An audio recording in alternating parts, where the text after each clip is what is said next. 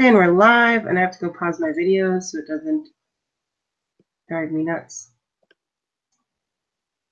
It's not starting. Hi. There we go. Hello. Oh, there. Hello. Okay, now we're so many things to get started when you're.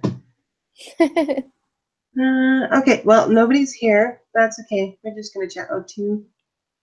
I have no idea. Anyway, hello everybody. We're alive and live, Yes, we are live. and we're here with our NaNoWriMo wrap-ups.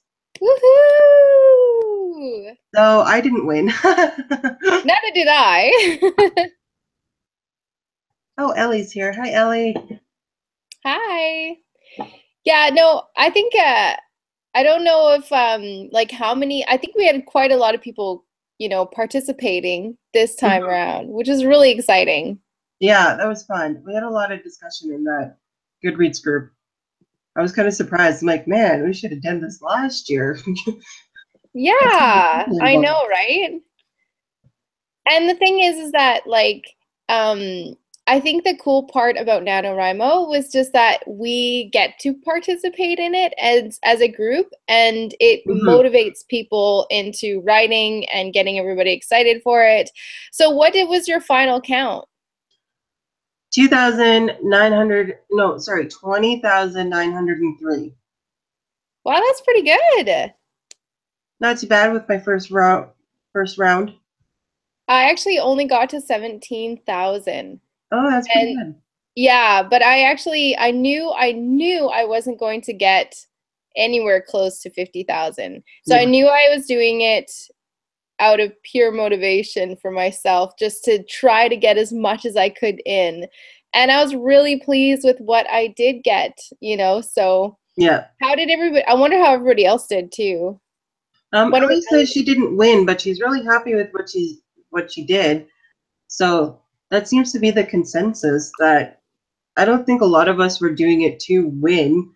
We were just, well, for me, I started a book. I've never written, I mean, I've written like short stories and stuff for school. And then I used to write, I used to write, sometimes I would just have like really crazy imagination dreams. And then I would write them down for my friends. Or my one friend and I would, um, well, what we did, so we lived in a dormitory. I'm going to go into story mode here. We lived in a dormitory and for high school. So I lived in a boarding school for high school. And four girls shared one bathroom, so the rooms were between each. Well, we were bathroom mates, so we would share the bathroom together. Like we weren't roommates. We should have been, but that probably would have been a bad idea. But we would sit in the bathroom together after everyone, like after kick-in or like lights out, and make up crazy wild stories. So I would make up a story. She would interject things she liked. It was all very Celtic medieval, or just, we just really liked making ourselves into these fantasy worlds and stuff. So we'd sit and tell each other stories. And that's really all my writing experience was. So this was my first time actually sitting down and planning out a novel. That's really good. And did you get to do a lot of like the preptober or did you just kind of pants it? I just pantsed it. I dove right in and it was like, here's a story idea. Well, I originally started with a different story idea, like completely different, but I was hating it. Like I liked it initially, but when I sat down to write it, I couldn't, stuff on my desk. I couldn't develop characters. I couldn't figure out where I was going with this plot. Like I couldn't foresee an end. And then I came up with a different idea, which I told you how I came up with that. And I could foresee an end to this. Like I could foresee how the characters would grow through this. I could foresee how I want and how many characters. Like I really want an ensemble of characters because I love books with ensemble of characters. And so with this idea, I could create an ensemble of characters. I could create my fantasy world. I was very inspired by Camelot and Arthur, so I could still keep fantasy, but I could put faith elements and real world elements into it. So yeah, like I pantsed it. Like I dove right in with a whole new storyline concept because I didn't like my initial one. Yeah, it's interesting you say that. So normally I would pants my nano because I've done it a couple times, but I found that although I got a lot of words down, it wasn't quality. And like you said, it just felt like I was really lost, like I didn't know exactly where to go, and I was just kind of just going. But the problem with that I found was that there was a lot missing in the actual storyline. There was a lot missing in the characters, the backstories. And when I got to those roadblocks, I felt like I just had to press through them just to get the numbers down. Whereas what I'm doing now is I'm using NaNoWriMo to get me going, but also like if I have to stop and do a ton of research, then I'll stop and do a ton of research, even though that means I'm lacking in my words. That's what I had to do actually with this nano, is I had to pull Mhm. back and be like, okay, I'm working out of the 12th century. What exactly does this mean to the character?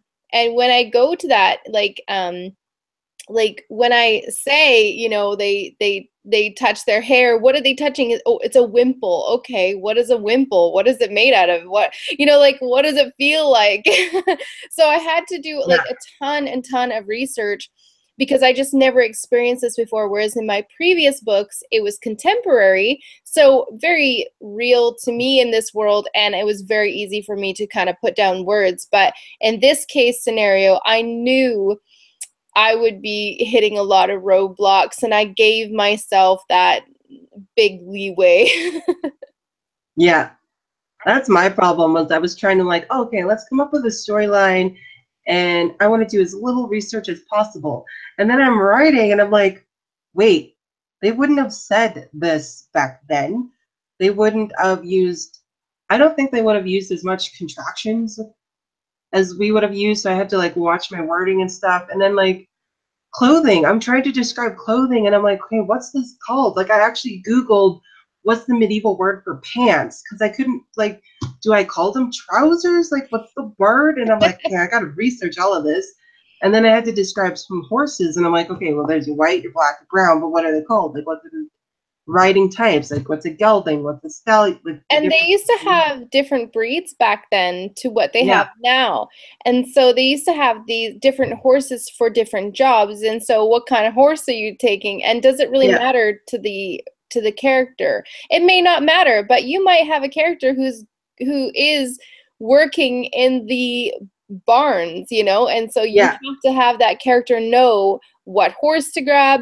Maybe there's an alteration between the person who's tending to the horses and the noble or knight, and they say, why did you get me this horse when I got, I needed yeah, this horse, what are you, or whatever the case may be. But yeah, um it also gives you opportunities to place a little bit of history into your books, yeah. which is really fun, especially with your book having. I actually, after your vlog, which I really loved your vlogs, I Okay. went to listen. I listened to it and I was like, oh, what is she talking about? What period of time was that? And the Arthurian, is it? Yeah, Arthurian, Arthurian. Arthurian. I had I to look had that word. no idea. So it's like King Arthur. And how cool is that? Well, I had to really figure out, okay, so I might have to do a little bit more research because I'm trying to figure out, because I know the Romans took over Britannia, and I'm trying to figure out like where the legends are kind of placed between like historically with Roman occupation and stuff, because I'm trying to bring um, missionaries or like priests in from the Roman world, from the Roman church, so that I could have a faith element in my book. I'm like, well, I have to be somewhat realistic here. Is when did these monks start? Because I know in some Arthurian, because I love Arthurian miniseries, books, like anything like that. And there was one I watched, it's super cheesy, but it's really deep into the darker fate elements. So I'm like, I wouldn't recommend it. But when I was a kid, I loved it. And the narrator, the woman who's narrating, mentioned that, or I think it was like the evil fairy queen, like the Fae queen or whatever, Morgana Le Fay or whatever she was supposed to be. She was talking about how the people were turning away from the old ways into this new religion of Christianity. So they even talked about it a little bit in that mini series. I'm like, oh, I could use that element, but I got to figure out, so when did people start Okay, changing so from? I've had to, because I'm also writing around 1200s, which is before your time, I think. Or is it Okay. after? See, I don't know where the place started. Okay, That's so some of my research I need to I do. was just reading and doing some research again last night. This is why I've had to take a major break, because I really want to make sure everything's kind of accurate. And in this book I got from my library on Saturday, I found that it's a book done by Crabtree.com.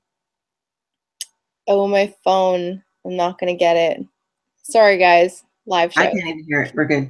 Okay. Anyways, so with this book, it describes, it's made for actually young adults or even, middle grade.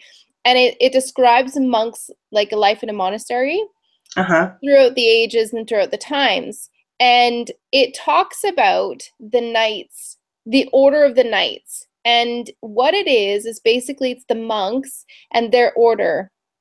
There's different orders. There's the Benedictine order, then there's like the Cistern time or something, and obviously the just all in general they're all monks, but it's different time frames. And the knights came in at a certain time. I think it's after the 1200s, because that's when they started doing. It was right before the Crusades. You're right. So, So yeah.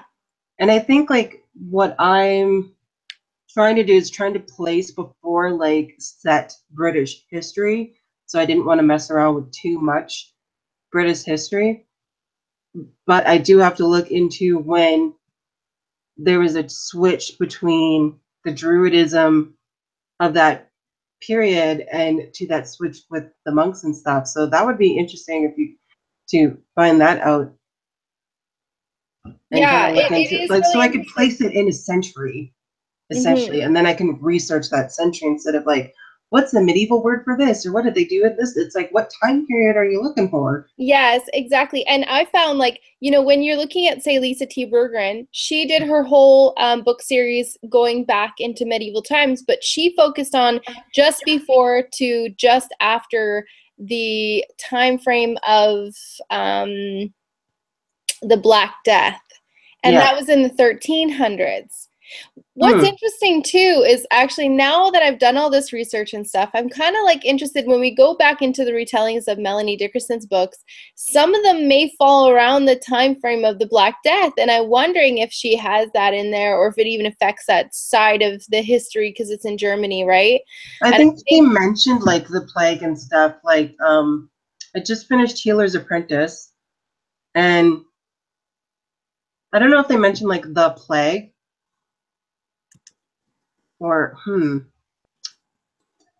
they mentioned it very briefly in Healer's Apprentice. I can't remember when or how much now. See, this is why I reread books. Like I just read this book and I'm like, I can't remember. But yeah, but it takes a lot of research.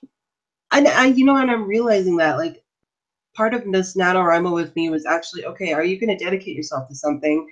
Then we need to learn how to do this. So I'm writing out this basic plot line, like I said a couple of times in my blogs, the skeleton of the story. I'm just getting my imagination down on page. And then I was like, okay, wait, why did this character do this? Like I know I wanted this scene to be in here, but I don't understand this guy's motivation as to why he didn't want this to happen. It Yes. was just to move the story along, but it doesn't make sense with the consistency of this guy's character. So if I start to develop a guy whose character kind of suffers with pride and arrogance, then maybe I could work something through. But like at the same time, it's like, okay, now I got to pause, figure out who these characters are, how many of these characters I want to have, because like I said, I want an ensemble of characters, and and then that's where all the research comes in: is your character development, your plot. You need to build. Like I have from start to finish, I know how this book is going to end, and I already have scenes in between, but I don't know how to develop the relationships, develop the character change, develop the character development. I'm working on where I need to fill stuff in. And that was the learning curve for me for Nano, when I wasn't super busy and I could keep up with it, then I could like, okay, there's actually a lot more to writing a book than just making something sound good. Like you have to put Yes. effort, research. Like I couldn't take the easy, lazy way of not writing anything, like not researching anything. Because even to find out how to describe a color of a horse realistically, like in like And horseman's terms. tangibly, right? Like, Yeah, and like, I had to like, what's the chestnut mare? And I didn't even want to use chestnut mare or what was the other one? Gray gelding. I think there's these two cliche horse color types in medieval books I've found, and I think definitely the chestnut mare is one of them. And I think it's like there's a gray one, but anyway, I can't think of it now. And I knew I didn't want to like use those ones right off the bat. And for one horse, I just went with the basic black. and you know, it's even harder. I found, like, I was like, okay, I need to name this guy's horse. I had fun with What, names. what do you name a horse? I actually found, so because I'm set in Celtic Britain, and I think so. I was talking to a friend. This was a fun accidental research. I was trying to decide what to use terms and names wise, like how much of the Arthurian legends I wanted to incorporate. And I wanted to use the Kingdom of Albion, which was overall what Camelot was, the capital of like the country of Albion. So I was talking to my friend whose family is very Scottish, and she like everybody plays pipes. Like her daughter Highland dances. Like they've been in Scotland a couple So times. cool. Yeah, like I'm like, she's like everything in me is like, Scotland. yes, like their family is very into their heritage and stuff. And so I was talking to her about wanting to use the word Albion, and she's like, well, actually, Albion, or I forget the word now. I got to look at it again. But Albion is the old Gaelic term for Scotland. Yes. So, so I You can could find use. it on some of their what are they called? Crests. Yeah. Yeah. Yeah, and then like other research I had to do was, did Arthur have a coat of arms? Because my main character and her family are direct descendants of Arthur, and I'm like, well, this family's got to have that coat of arms then. I had Yeah. to look up what Arthur's coat of arms, because I didn't just want to like make one up and be like, oh, let's use the griffin or the rampant lion. It was Or like, even something that is actually documented. yeah. And And what I found was the triple crowns on a black background. I think a lot of people considered Arthur's crest, and I wouldn't have guessed that. I would have went with like a rampant lion or like a griffin or something like, cool. And but yeah. the three crowns, and I'm like, oh, okay, interesting.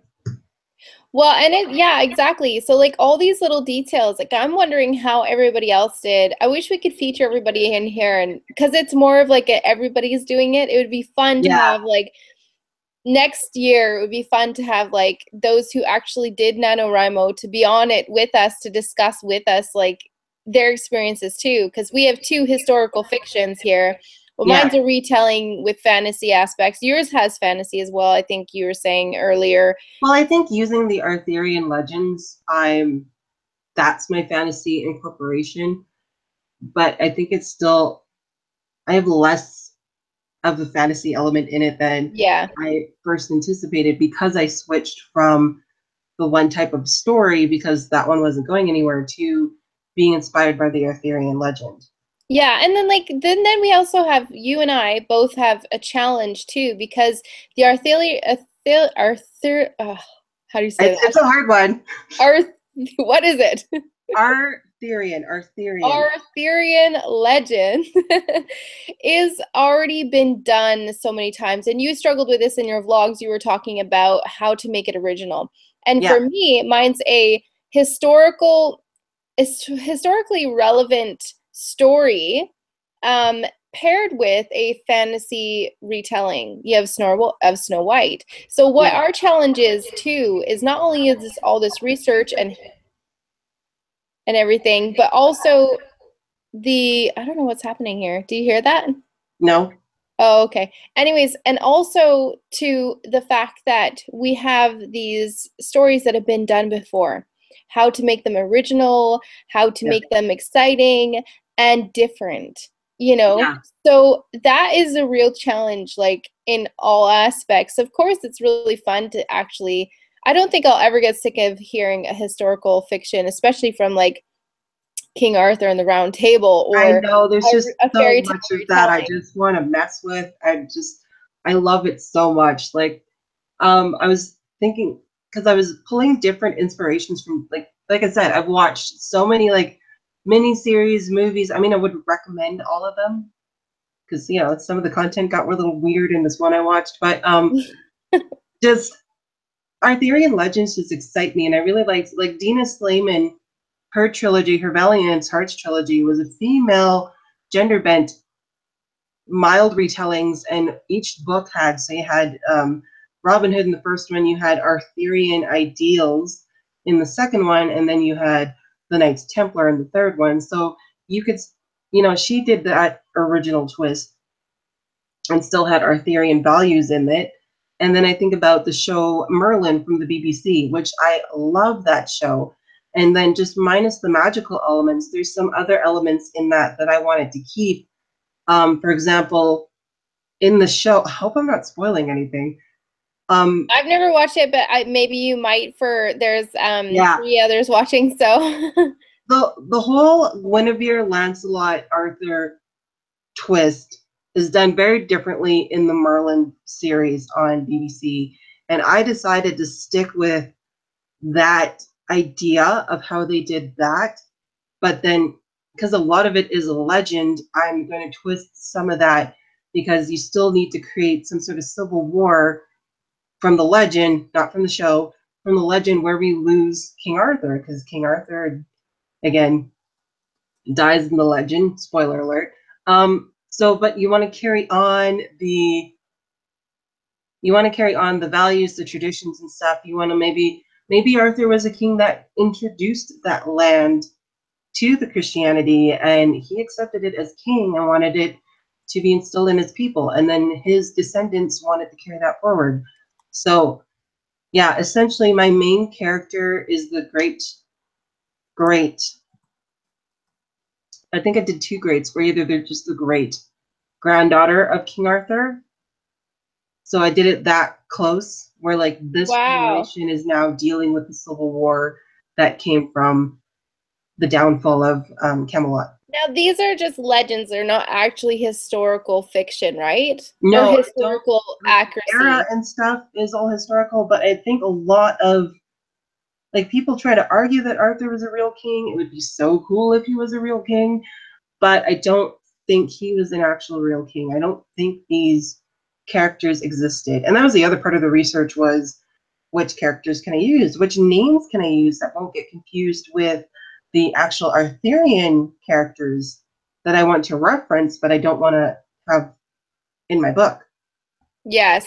The really cool thing is that like you have an opportunity to kind of have it in a different view, and also it's Christian. So Yeah, even still, even if it may be kind of falling along the lines of something very similar, you're finding like a lot of people are doing, you know, kind of spin-offs of all sorts of stuff. yeah, And even in the contemporary realm, you'll see spin-offs on, you know, different shows that are people watching, different, like they get inspiration from everything. And you'll see that in the writing. You'll see that a reflection of it, especially with world news and stuff like that. yeah, But the good thing we get to do is bring a fresh and exciting eye to it, as well as having a Christian perspective, because there is a lot out there that's not.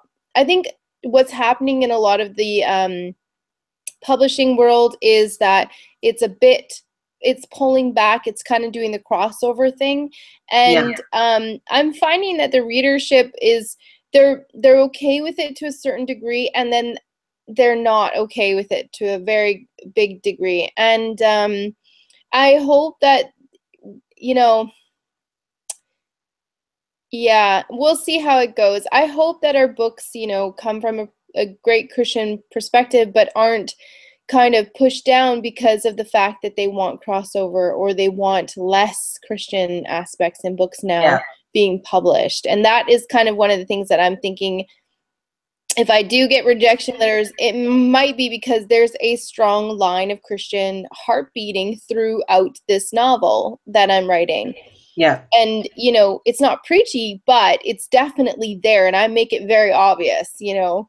yeah, exactly. And like I've said on my channel multiple times, because I started very timid, very shy, very, I want to be politically correct. I don't want internet haters. I did get one terrible, terrible email from somebody just wanting to terrify somebody for kicks. And after that email, I was like, I don't want this hate. But at the same time, as a Christian, just calling myself a Christian, I'm not politically correct. I'm not going to be politically correct because I've just thrown a bunch of labels on myself that the world already perceives it. And I had to make a difficult decision with a book recently that I will mention on my channel. I don't want to go too much into detail in it. But our readership, we're becoming more timid and more,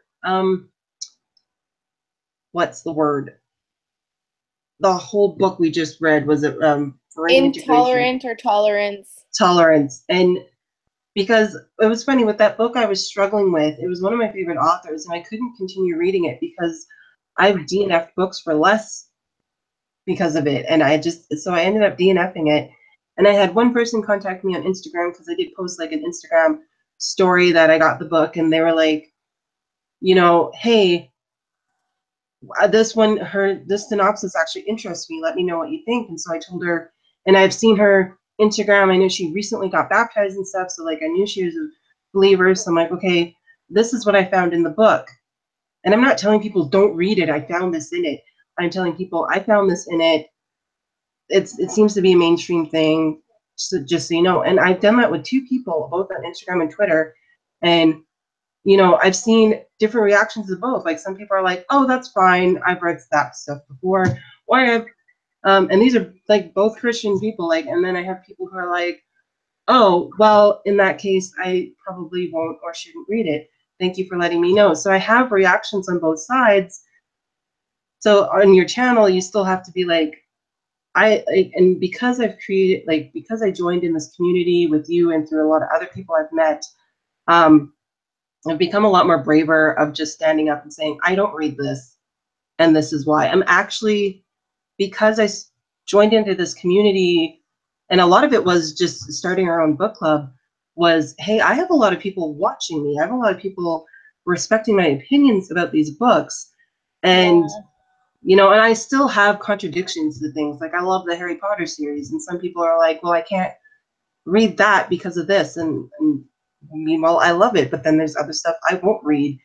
And people are like, well, if you can read Harry Potter, why don't you read that? I'm like, But at the same time, you know, it's important for us when we're going to write, like for this particular live show, we're talking about writing, and you now can write from your worldview, from a Christian's perspective, and now there, what's happening is then there's more, because I think a lot of times people will navigate to Harry Potter because it's quality writing, yes, and so what happens is that there's not enough quality writing from a Christian perspective out there that you is know, equal yeah, to what you're finding in, you know, the other market. And so what I really like that we did this, you know, a part of the group, a part of the community, is that saying, hey, you can write fiction with a Christian message and, you know, be a part of this great, you know, market of Christian writing.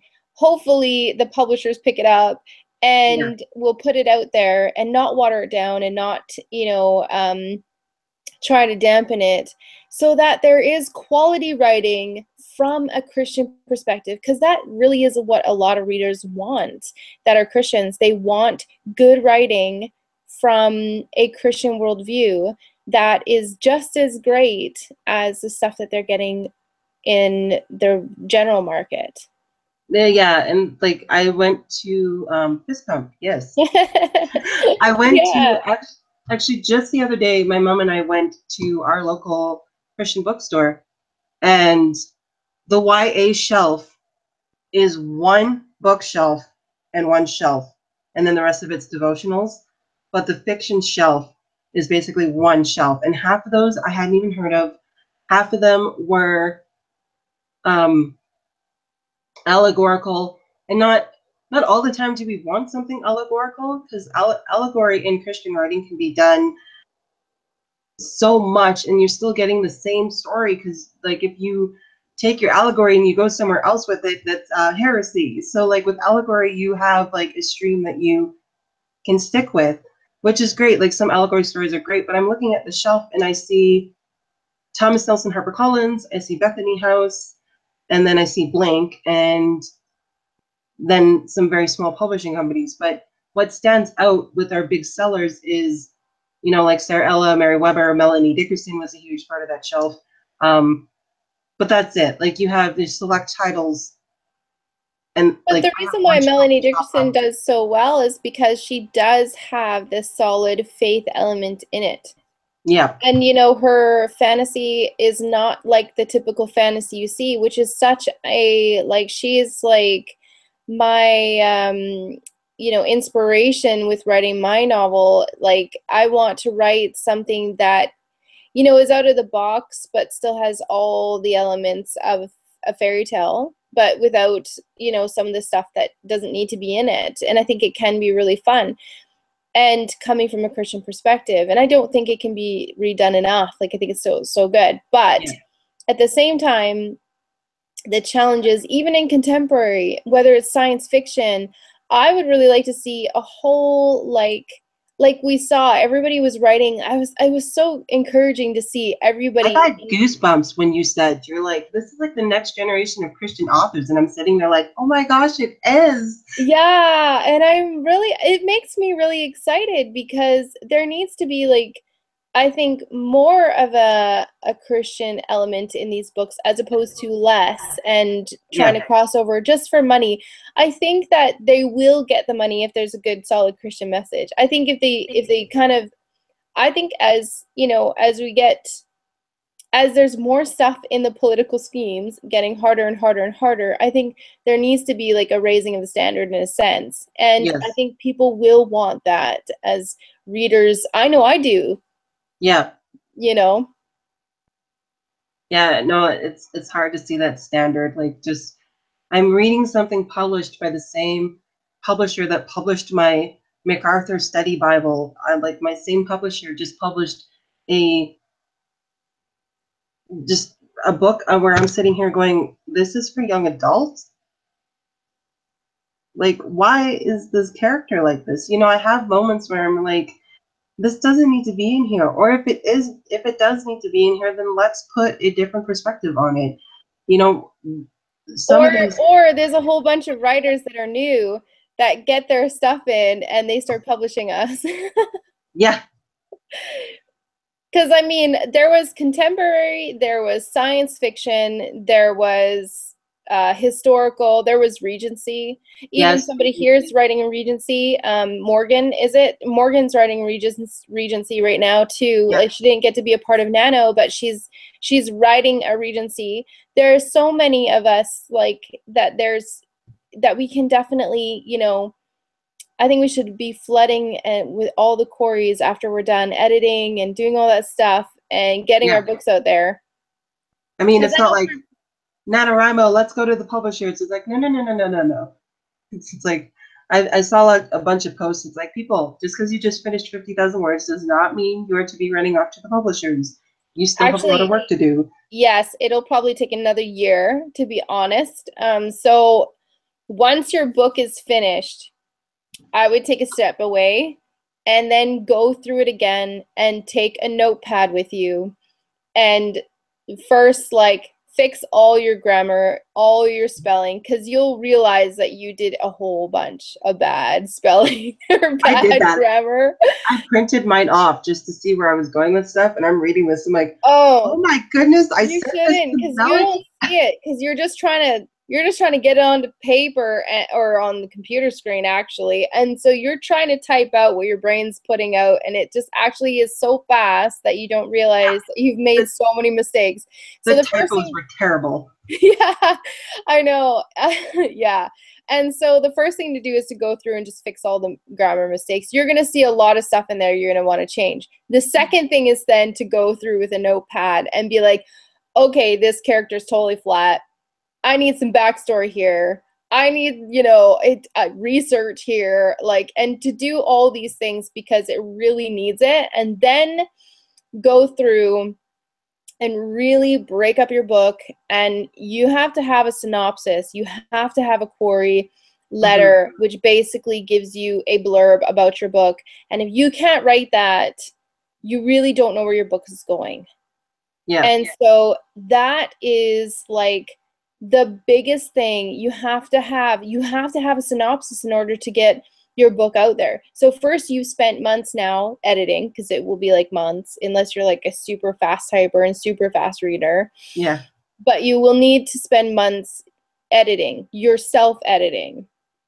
Then you're going to have to figure out your synopsis, which means a breakdown of each of the chapters. And you have to know the plot arcs and subplot arcs.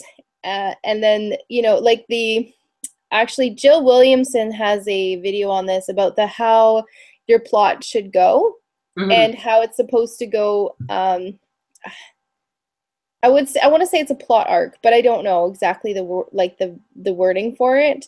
I just can picture it in my mind. So the idea is to then figure out, does my story have all of these elements, or is it totally missing a subplot? Yeah. Is it missing, is my ending, is it wrapping up at all? Or do I need to add more things? Do I need to add foreshadowing? Yeah. Does my book even mention what's going to happen, or is it catching my readers off guard? So there's a lot to put in. Yeah. Then when you have all that, my brain's already going like, wait, what? Yes, no. And then when you have all that, that's the time to really consider, am I going to self-publish? Am I going to put this out to agents? Or am I going to put this out to publishing houses? If you're going to self-publish, you need to pay for an editor yourself and all the other stuff. That's a whole different thing. But if you're going to be querying to publishers, you need to have your manuscript edited by a professional. That can cost up to $2,000, if not $4,000. Oh, so, my word. Yeah. And if you want a full edit, yeah, like they break down the plot, they break down your story just as much as you just did. And they'll also go line by line, or, depending on what your book really needs. It can cost that much. Wow. If you're going to agents, I tried to, Steve Loeb, he has an agency, really, really well known in the publishing realm. I tried to reach out to him before this live show. If he's watching it, I'm gonna link him on this retweet after, and I'm gonna ask. I tried to reach out to him and ask him what an agent, if they want your book edited by a professional. And he never responded. I was really hoping to get a response, because it would have been really beneficial for those who did NaNoWriMo to know if they have to get it professionally edited before it goes to an agent, because an agent and a publisher are totally different. So an agent will take your work and will take a portion of it. They won't ask for any money up front, but when they sell your work to a publishing house, they will get a percentage of that going forward. So, sometimes you can get away with not editing it, just doing your self edits, which will take months and months and months. But after, they might not make you do it professionally before you get it with them, because they may even help you with the editing process or something like that. It could save you money. So I was hoping he responded, but he never did. So those of you, I'm sorry, I don't actually know the answer for that one. There's a lot of any videos that Melanie mentions, anything, I'll get the links and we'll link it all down below. Also, I was gonna link Sarah Ella's Pass the Pages playlist. She's got some really good stuff for querying, letter writing, just basically it's her story of how she became published. Because I think she as far as I know, I think she went straight to agent and publishing house because I think Yeah, she well, was. she actually, her with her story, and you'll see it in her videos, she actually went to, and this is one thing that's a big thing, after you've written it and you've done everything, to go to a writer's conference. I have never been to one, and I really need to go, but they're all in the States. It's really difficult for me to get to them. Or Canadians they're just in get Toronto. drafted. Canadians just get the low end of the deal They for do. It like really is not fun. it's like we get Black Friday without the holiday. Yeah. So, I mean, going to a writer's conference, that's where she met her agent. Yeah, And through her agent, she got in with a publishing house, which yeah, she also, after having self-edited, her agent helped her edit. They gave her tons of editing stuff to look yeah, at and do. So, yeah, it takes a lot of time to put into your novel. And I think, though, for those of you that are writing, you're like, well, this is just way too much. It's not. Just take it one step at a time. Don't overwhelm yourself. And definitely write these books. We need them. yes, yeah. Because I'm sitting here going, well, I'm not getting published, but No, don't think that's the that. fun. Yeah, like and that's what keeps us from having those stories because I like and instantly I have this defeatist mindset where I'm like, well, this is gonna take too long. I'm out. And Yeah, you can't think that way. It's like everything anything that, worthwhile is yes, I was just going to say the quote you were going to say.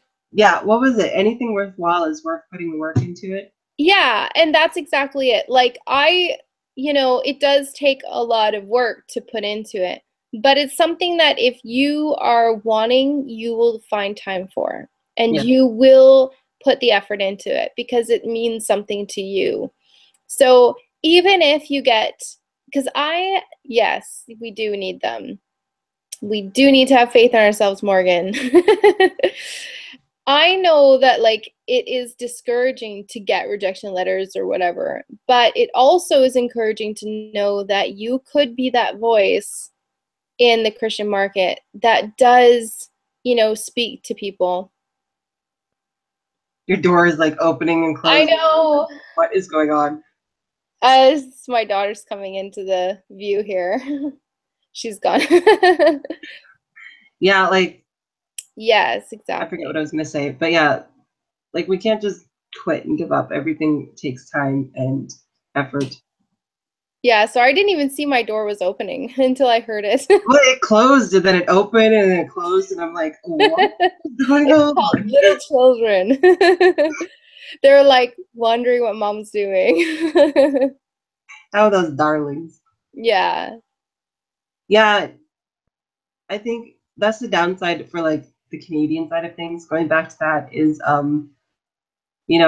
Canadian and international, a lot of the bigger publishing houses, especially for the Christian fiction market, is in the States. Like Bethany House, Revel, um, Thomas Nelson, HarperCollins.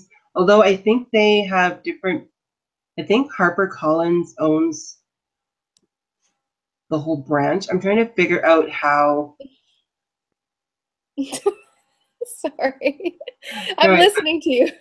I'm trying to figure out, like, I think because there's so much with Thomas Nelson that there's Thomas Nelson, there's Zondervan, there's Thomas Nelson, HarperCollins Christian Publishing, there's HarperCollins, and I think all of them are part of that publishing company. They just have different sub publishing houses.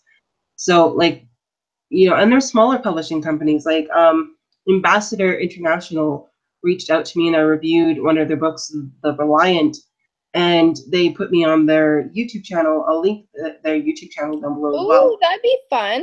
Yeah, they put me on their YouTube channel as one of the reviewers. Like they linked my video down there under reviewers. And so they followed me on social media and stuff. And they're set in the States and in Ireland. And I think, I think mostly it's the States. yeah, mostly it's the States, but I think they have some publishing houses in Ireland as well. So Yes. like there's international options for sure. And there was Enclave Publishing, which is for anybody who's like mainly doing fantasy and sci-fi.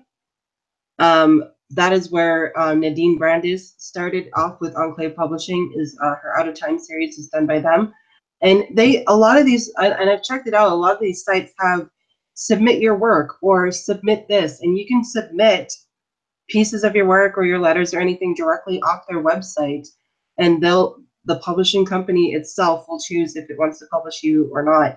Like, they have their methods and what they require from writers, what their values are. So like, some people are very strict on their Christian values or what they're expecting. Some people are a little more lax in some areas, but like, essentially they have like their mission statement, their values, their goals, what they want to see in their publishing, because their books represent their company. Yeah. Just like, anything as a Christian, what we do, our lives represent Christ. And so a lot of these publishing companies put like, our books represent our company, so we want values that match our company's values. So like, Enclave had that, Ambassador International had that, and there was that other one that you were telling me about that an author and her husband started. White Fire Publishing. Yeah, and I searched, they had also like a submit. They actually right now are trying to seek YA and middle grade. I put in for middle grade at the time because I didn't have anything. I do have work that I want these YA books, but I wasn't sure. See, that's another thing. That's why I didn't hit my 50,000 for the Nano too, because I knew that there was this contest that I was considering putting in from Rugelwood or Rogglewood or something. They are doing a contest that you can do a Snow White retelling, but I think that their max for that was 20,000 or 25,000 words. And I was finding like it was just too difficult to keep my novel in that branch. I knew I'd be doing a full YA novel. So I was tossing and turning that idea. And so Rogglewood or Regalwood or whatever that is, they also are, publishing too, but I think they're going to be pulling back from it. But Whitefire, Rosanna White, M. White, is actually the one who does that, and she did a call out for YA and middle grade books. So if you are writing one right now, keep that in mind. They are opening up their YA spectrum, so that's kind of fun. Yeah, and I like a lot of the smaller publishing companies, like excluding Thomas Nelson and Blank and HarperCollins, like excluding that company, because I think they're doing decently in their YA. Like, it's starting to grow with a couple of their authors.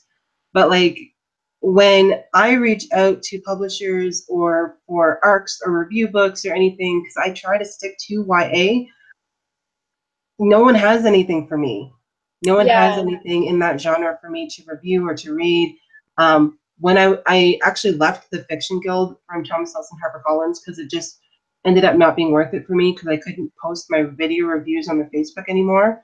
So, and it's really crazy too, because you think with all like the huge YA market that is out there, and those that are willing to write YA, I'm surprised that there isn't more coming out.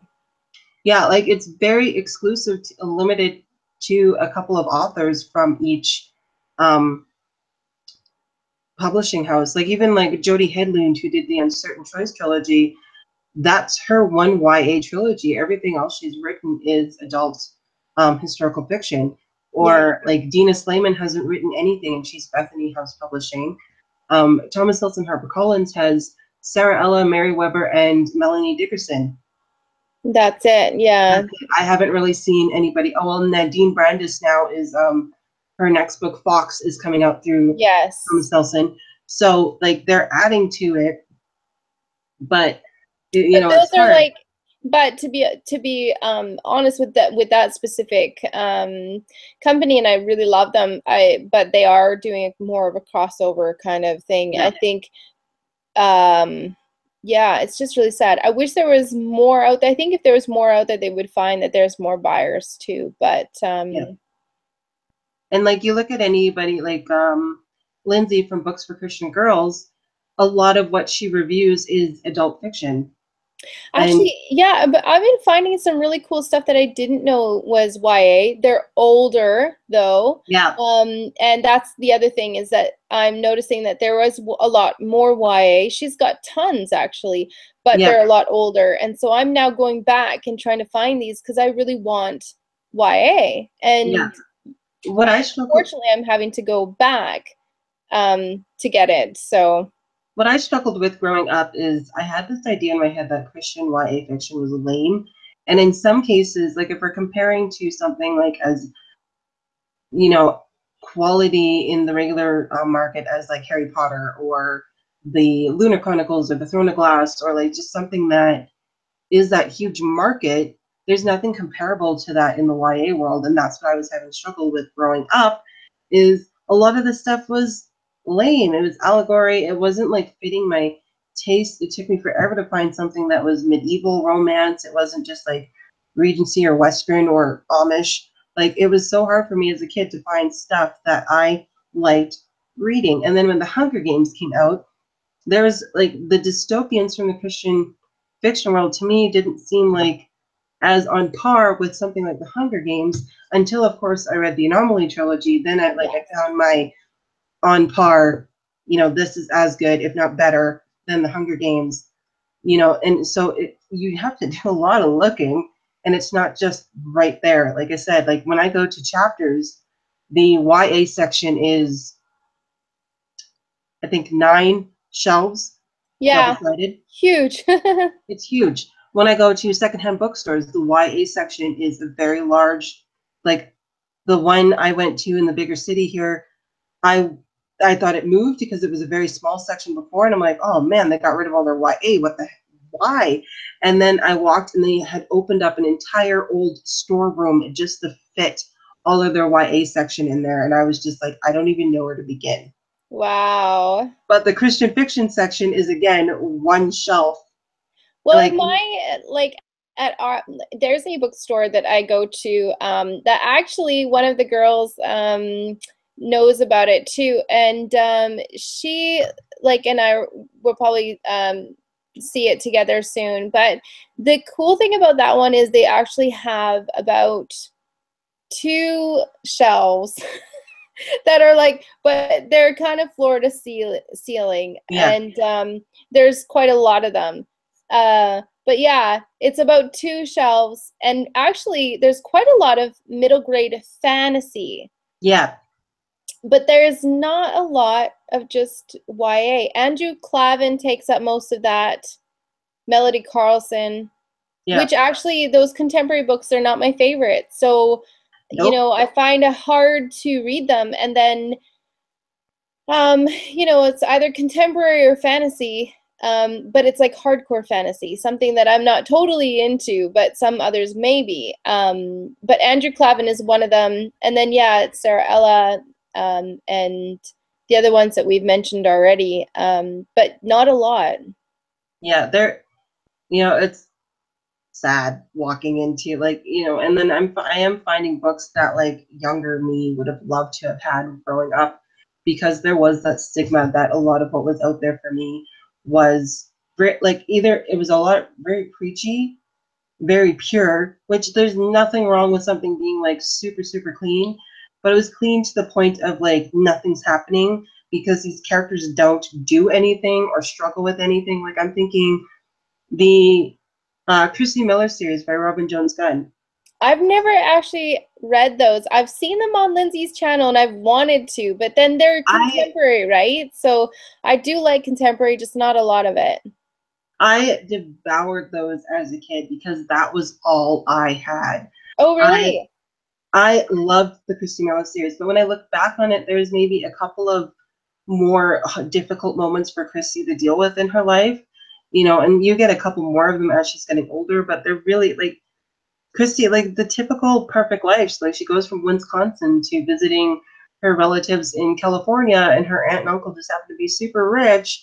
And she gets a makeover, and then she meets a blonde, blue-eyed surfer guy who's sold out for Christ. It's like, Hey, that doesn't sound so yeah, but bad. like, But it's kind of too perfect. yeah, but Yeah, there's like 14-year-old no. Angela, she's waiting for her tall, blonde, blue-eyed surfer boy who sold out for Christ to show up, and that high school wasn't going to be as difficult as it was, or I was going to get my best friend Katie. Like, it was so unrealistic, even with some of the struggles that Christy dealt with, that, like I didn't, not that I set my life on fiction, but you kind of like, as a young person going through things, you're like, oh, this reminds me of my favorite book character.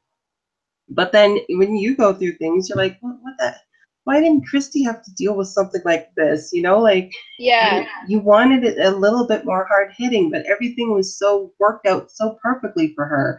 And I found out later that, because I stopped reading after the college years, but there was her sister, her best friend Katie has her own book series. There's the married years, and now there's the baby years. So Christy and Todd's universe has expanded that I just don't bother reading or catching up anymore, because I mean I still own all my books and I'm Did not getting you rid of ever them. read Karen Kingsbury's YA, The Angels Walking one? No, I've kind of avoided anything with like angels in it. I don't know why, Yeah. but I also I didn't hear a lot about a Christian Well, YA Angels growing Walking up. is more about, yeah, kind of like the fine line between, you know, our lives and what God kind of, is doing on the other side in the sense. Yeah. But she deals with hard-hitting issues. Hmm.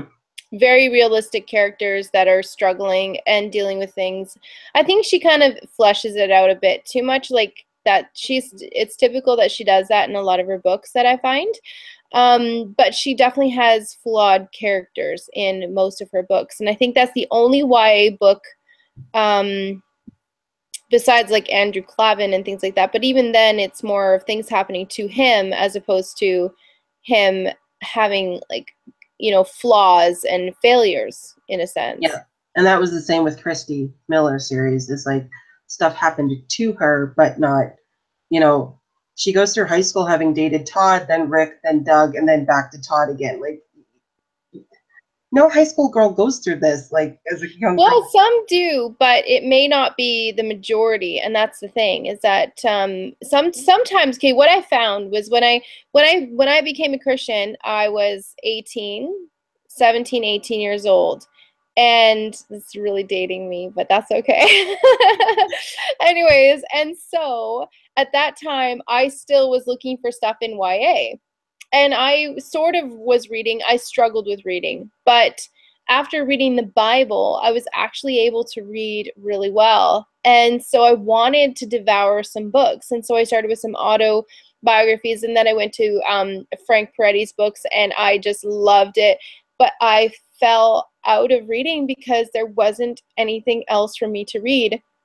I think at that time, Melody Carlson's books were coming out, and they were dealing with hard issues, and those characters are flawed. So, but they just felt um like I couldn't connect with them. Maybe Yeah. it was because it was in the first person narrative, but I just couldn't connect with any of the characters, even though they're dealing with issues like suicide and teen addictions or being homeless, and actually stuff I did want to read because I came from some of that stuff, or I knew people with that, or I was dealing with those same issues.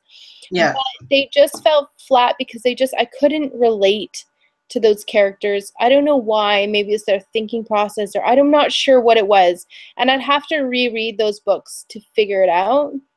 Yeah. But after that, I stopped reading altogether anything because I didn't want to read anything from the mass market. But then I had no Christian books to read. So, I mean, here was a reader, an avid reader who wanted books and wasn't getting any. Yeah. That I was, don't know if any of these girls can relate that are watching now, or anybody that's watching, but like I really couldn't buy, I didn't want to buy anything. So I was going back to old stuff, and I find myself doing that now even today, going back to old things that, I can get that are maybe new to me, but old.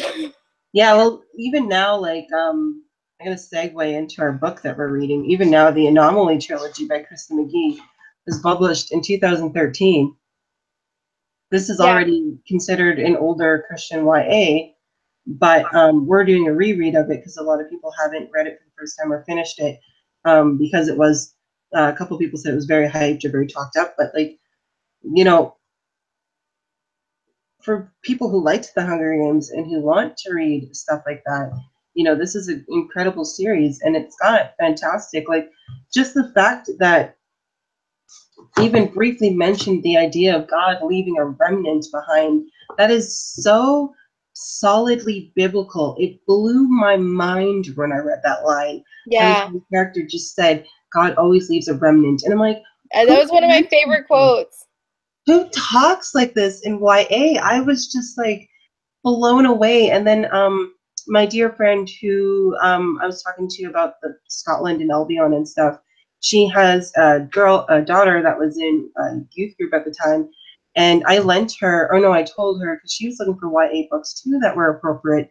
And I told her about the Anomaly trilogy, and it was in our local library. So she took them out, and she was like, she devoured the first two books, but the third book wasn't in the library. So I ordered all three of them from her for her off the book depository and gave them to her for her birthday. And we're driving because I just got picked up by them. We're driving, and all of a sudden the back seat is silent. And I just Wow. my head around, and she's standing like she's already like, chapter 11 back there with like Revolutionary, just devouring it. And that just made me feel like I had something that someone will enjoy, will love, that isn't preachy, that isn't lame, that isn't unrelatable, but is appropriate, Christian based, and as exciting as something as the Hunger Games I could pass on to somebody. Yeah, and like Ellie just wrote that she like started her book blog because she finally found some Christian books that were good after having a super hard time um um reading some really bad books. And so like now she has a blog that she's writing and reading and reviewing good books because there's more out there, which is really good. Yeah. And like And I kind of fell out of reading after like my so after high school I didn't read a lot, and then I read and then I wanted to read, but I couldn't find anything that was appropriate, and I ended up finding some really highly inappropriate stuff because I wanted a certain genre, and that genre always had even in the Christian fiction, had very highly inappropriate stuff for my brain to be feeding. And then so I stopped reading. And then after college, after Bible school, I read the Hunger Games trilogy and fell in love with reading again. And then I fell out of reading again because I was having trouble finding stuff again. And then I found ChristianBooks.com, and I found the Hagenheim series with Melanie Dickerson. And then a year later, I had a YouTube channel dedicated wow. to talking about books. And now we're writing books. And now we're writing books. And I have a book club with somebody I never would have met if I wouldn't have Yeah. started YouTube, and Sarah Ella wouldn't have name dropped. I wouldn't like, Yeah, it's so cool that she did that. yeah, all she said was like, Melanie, like your title, Christian YA books and more. I was like, I need to meet this girl because I missed that community. I wanted to feel like I was a part of something, and I almost wanted something to make me braver to actually stand up and say things on the internet that, and I knew I had people out there that were praying for me, supporting me, and backing me up, and saying the same things I was on the internet. So I wasn't the only one.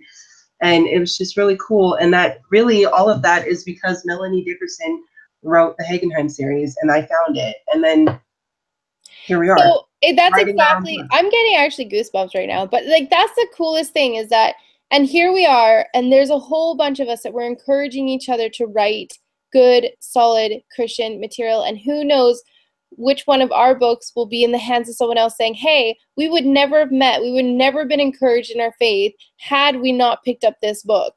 Oh, that's So cool. isn't that amazing?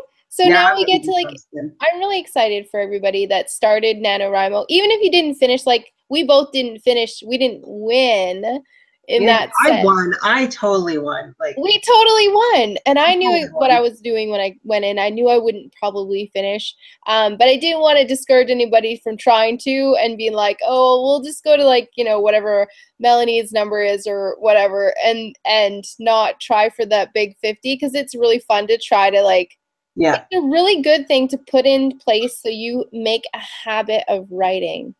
yeah. And And like, I even put in my habit tracker in my bullet journal now is writing for an hour. Like, I want to try and write for an hour, like not every day, but a couple days a week. I want to sit down instead of reading a book, work on some character development, work on plotting this book out, work on some research and get some words and some history down. you know, just writing a little bit every day and practicing that skill that, you know, I have an imagination. I do have an ability to tell good stories and to vocalize what I'm thinking. And I have this imagination that has really stemmed from, I blame Disney, but just this fantastic imagination. And I want to share that now. I mean, I've gone through life a lot of times with people just telling me, you're not going to make it. And I've been told a lot of the times you have to be, like, that was my struggle at the beginning. I was being told by people in my life, you have to be 110% original. And then they would tell me an idea, and I'm like, well, even that's been done. Yeah. You know, and it's easy to say when you haven't written a book. yeah, and It's, like, and I have people telling me, it's like, well, you're not going to write a book. I mean, my younger sister is like, you should write that book and get it published. And even she wants to co-write. Well, she wants me to write, and she wants to illustrate, because she does watercolors, a children's book. And we wanted to do oh, something that could. I finished a children's book and I'm waiting for an illustrator. Oh, well, I could get Anybody you know that can pass on, I'll pay that. them. But I thought about, like, you know, we wanted to write a book about a chicken and a fish. Don't ask, they're best friends, but a chicken and a fish who go on adventures, but that in a way this helps kids deal with what they go through in the hospital. And we could, like, you know, donate proceeds of the book, if we ever get it published, to either the Ronald McDonald House of Canada Oh or to yeah. certain hospitals that took care of me as a kid.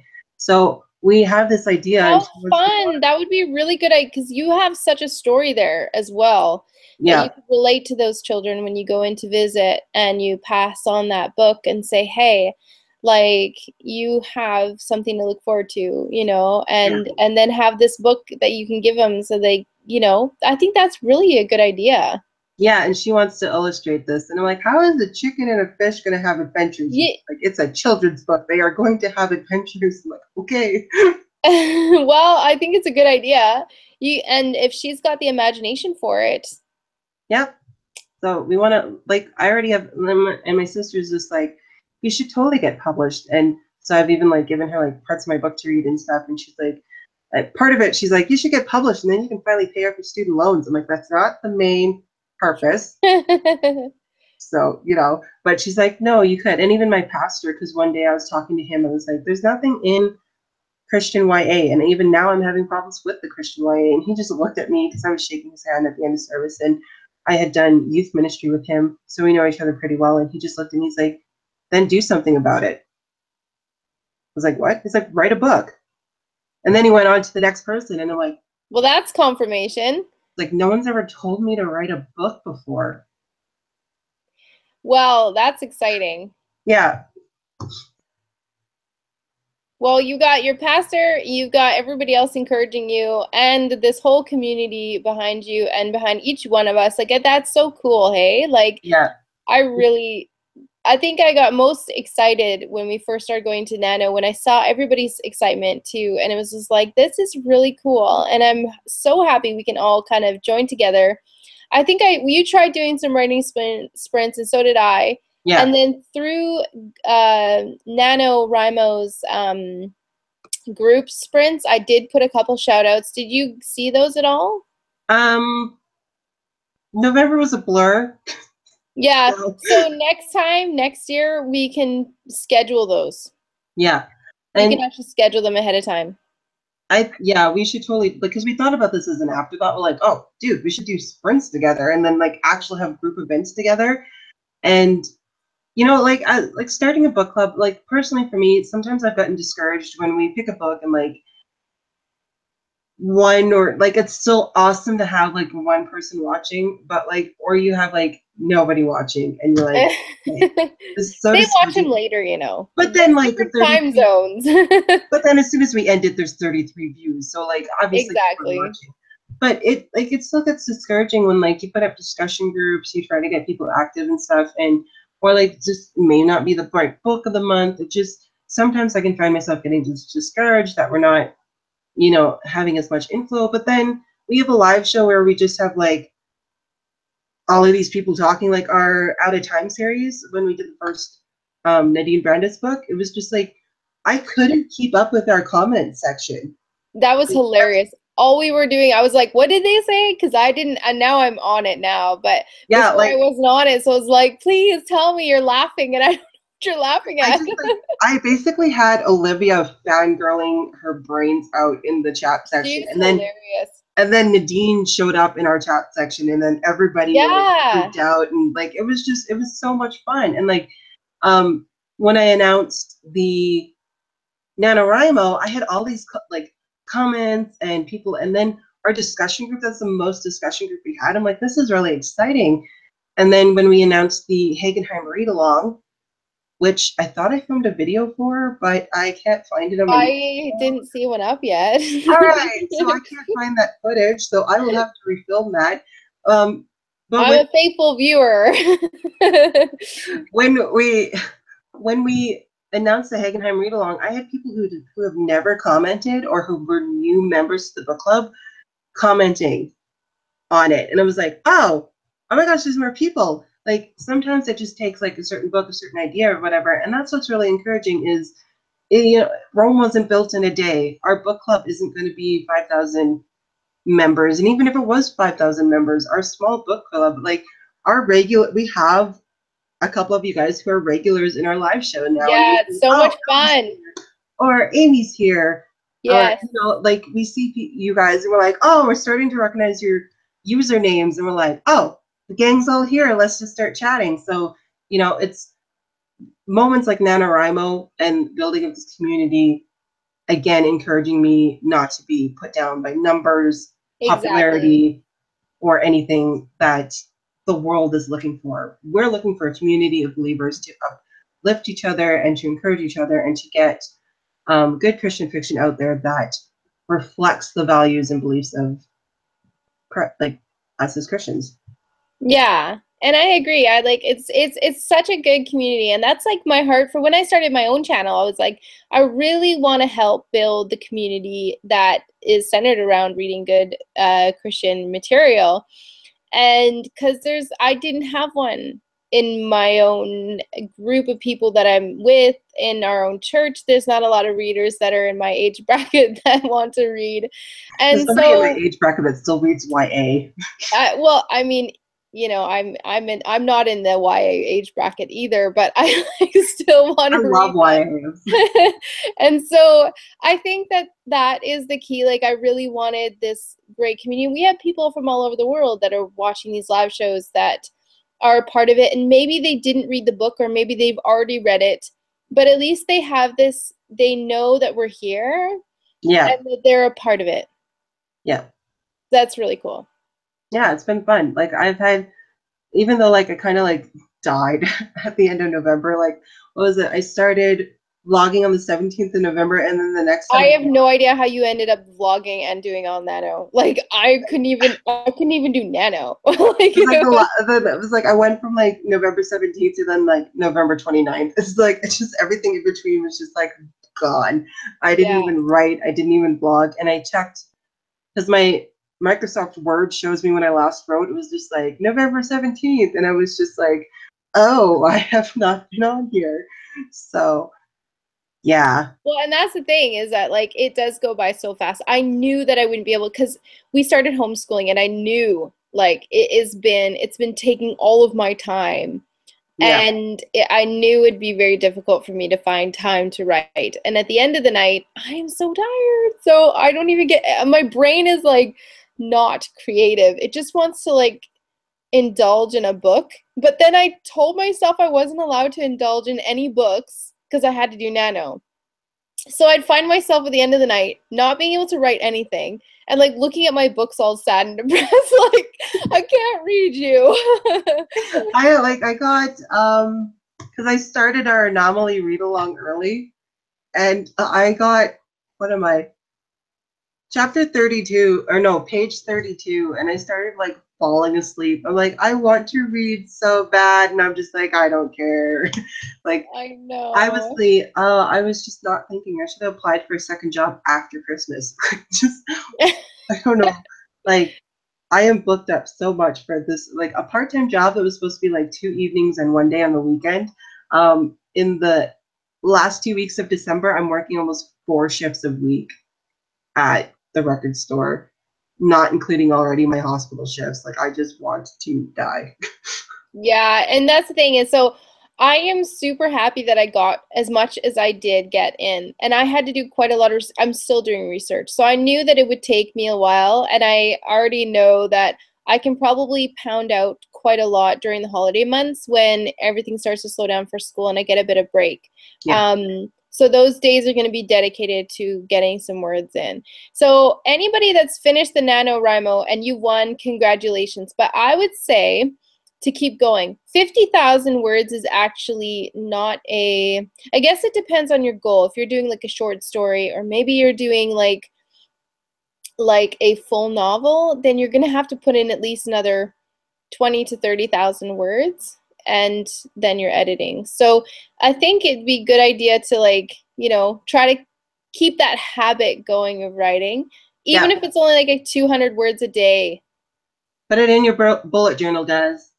Yeah. I even had to put, like, because I fell behind in all my bullet journals. I even had to put, like, journaling in my bullet journal as a habit in my habit tracker. Like, just, that was so bad at just everything in Yeah. November.